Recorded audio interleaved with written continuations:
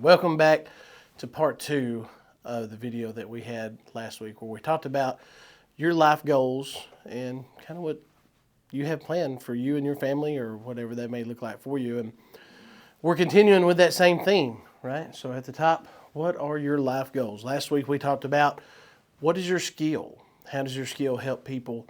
And how can you use that skill in your career to be better, to obtain these life goals. So part two of that now takes that we've identified our skill, how we can use it, and how we can grow it.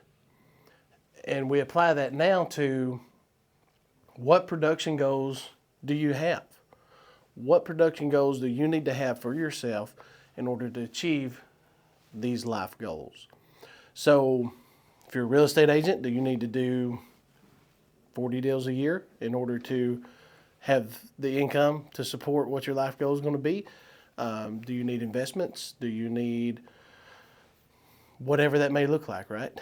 So apply that to your profession, what you're doing, what production goals do you need to have? And from there, we go a step deeper and say, what goals should you set yearly, quarterly, monthly, and or daily? So I think what a lot of people miss in their personal lives, when a business gets started, you create a business plan and you look out and say, where do we want the business to be in 3 years, 5 years, 10 years? And you're making a plan for that and you're stepping that back, and that becomes down to, we need to get 150 sales today if you're in retail or something like that to achieve that business plan. You got to do the same thing in your personal life to get these life goals, to hit that visionary board, to make those things a reality for you and your family. You have to do the same thing. So what goals are you setting yearly, quarterly, monthly, daily to get to those life goals? Then we go a step further and we say, what daily behaviors would lead you to achieving those goals? What behaviors, what habits, what do you need to instill in yourself to be able to hit these goals yearly, quarterly, monthly, daily, to hit those production goals that you need to achieve these life goals? So see how it just kind of keeps tying back into itself. We go a step deeper. What habits do you need to change, build, stop? What habits do you need to start, stop, or grow in order to achieve your life goals? For me, I'm not a schedule guy. Never was, and I'm learning.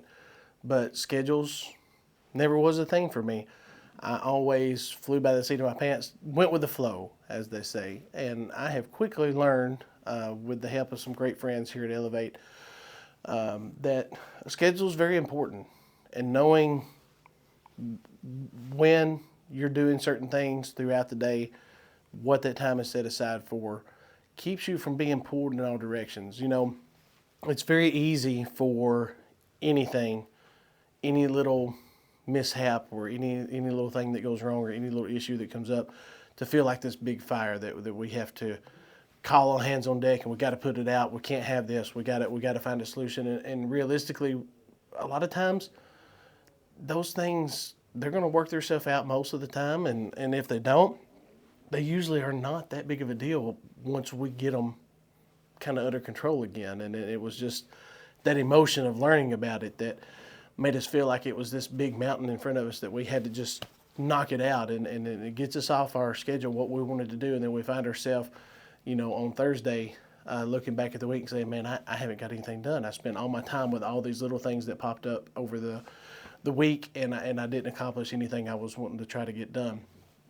So a schedule becomes very important because it allows you to really assess those things as they come up and say, is this really something that I need to adjust and focus on now? Or is this something that if I leave it over here for 30 minutes or an hour and then address it after I have accomplished what I set out to accomplish today, is it still going to be fine? And most of the time, that is the case. You'll find when you really start kind of taking a step back and looking at that those things can wait a little while. They're not that immediate. And as humans, I'm guilty of it as well. When that comes up, it's like, man, all right, we got to get this right now. Let's get it done.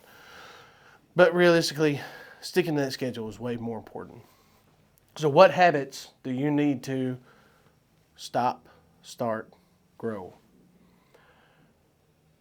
Then lastly, and the biggest thing that we're going to talk about today is, what is your belief behind your profession?